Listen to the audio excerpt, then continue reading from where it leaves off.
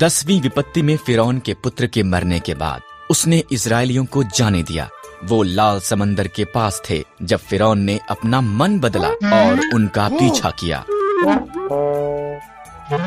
जब इजरायलियों ने फिरौन के रथों को देखा, वो बहुत भयभीत हो गए। लेकिन परमेश्वर ने मूसा को लाल समंदर की तरफ उसकी लाठी को उठाने के लिए कहा। परमेश्वर ने एक जोरदार हवा भेजी और समंदर को 2 भाग कर दिया।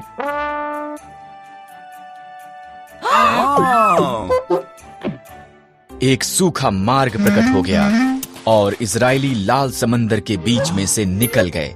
यहाँ पर उनके दोनों तरफ एक पानी की दीवार थी। वो सुरक्षित दूसरी तरफ पहुंच गए।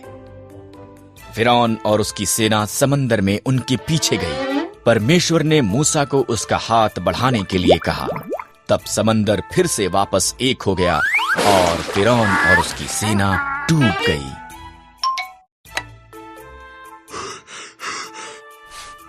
परमेश्वर ने उसके लोगों की एक उजाड़ में अगुवाई की। उसने उन्हें भोजन और पानी दिया। उन्होंने सिनै पर्वत के पास डेरा लगाए, जहाँ पर परमेश्वर ने पहाड़ की चोटी पर मूसा को मिलने के लिए कहा। आग और धुएं से घिरा हुआ मूसा ऊपर चढ़ गया और परमेश्वर उससे मिलने के लिए नीचे आया।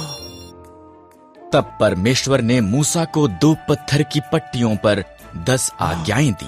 अन्य देवताओं की आराधना मत करना, मूर्तियां मत बनाना, आदर के साथ मेरा नाम लेना, विश्राम दिन को एक विशेष दिन करके मनाना, अपने माता पिता का आदर करना, कत्ल मत करना, अपने पति या पत्नी से वफादार रहना, चोरी मत करना, लोगों से या जो उनके पास है उससे ईर्ष्या मत करना। अब लोग जानते थे कि कैसे परमेश्वर की आज्ञा का पालन करना है।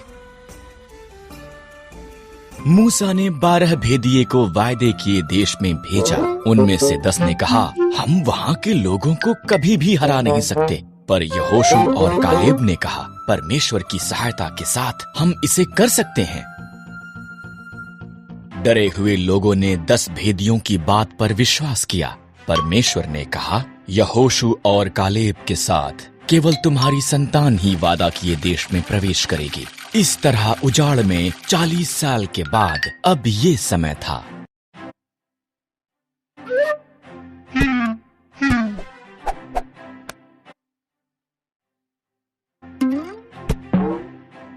यहोशू ने 2 भेदियों को यरीहो में भेजा। वो राहाब नाम की एक स्त्री से मिले, जिसने उन्हें छिपाया और दीवार से नीचे उतरने में सहायता की। उन्होंने उसे और उसके परिवार को बचाने का वादा किया।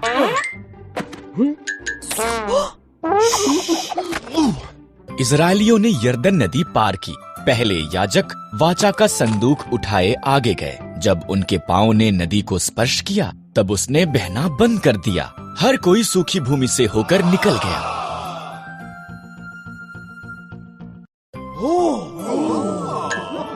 आगे यरीहो था। परमेश्वर ने यहोशू से कहा, 6 दिन तक यरीहो के चारों तरफ दिन में 1 बार घूमना। तब 7वें दिन 7 बार चक्कर लगाना, नरसिंहों को फूंकना, जय जयकार करना। दीवार नीचे गिर जाएगी।